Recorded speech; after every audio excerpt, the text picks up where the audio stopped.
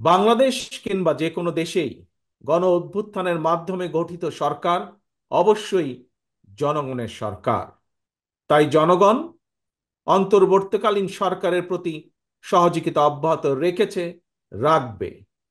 তবে কোনো এক পর্যায়ে অন্তর্বর্তীকালীন সরকারের জবাবদিহিতাও কিন্তু নির্বাচিত সংসদের মাধ্যমেই নিশ্চিত করা হয়।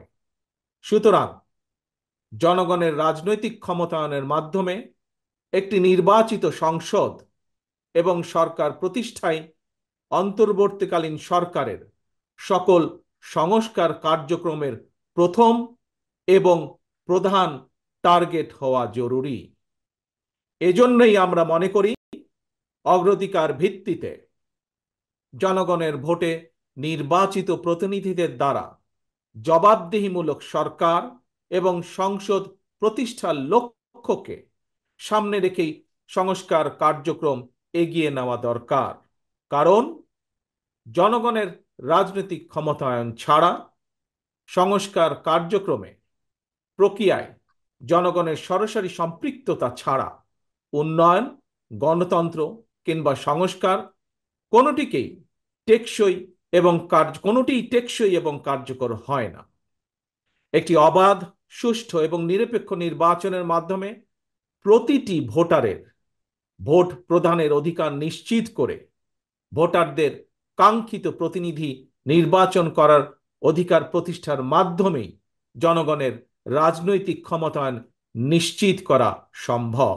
এবং সেই লক্ষ্যে বিশেষ করে নির্বাচন কমিশন, জনপ্রশাসনের সংস্কার এবং আইন শৃঙ্খলা বাহিনীকে সক্ষম এবং উপযুক্ত করে তুলতে হবে।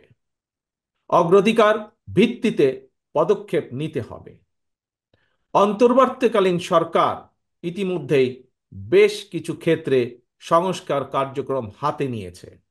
তবে আমরা মনে করি অন্তর্বর্তীকালীন সরকার এজেন্ডা সেটিং এর ক্ষেত্রে অগ্রাধিকার ভিত্তি নির্ধারণ করতে না পারলে গণ অভ্যুত্থানের সাফল্য ব্যাহত করতে ষড়যন্ত্রকারী নানা চক্র সুযোগ গ্রহণ করতে পারে।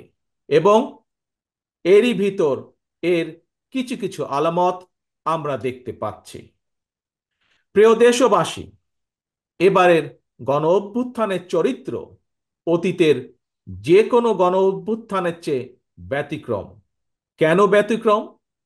কারণ পলাতক স্বৈরাচারের অবৈধ শাসনকালে সকল গণতান্ত্রিক অধিকার, মানবাধিকার হারিয়ে জনগণ পরাধীনতার শৃঙ্খলে আবদ্ধ হয়ে পড়েছিল।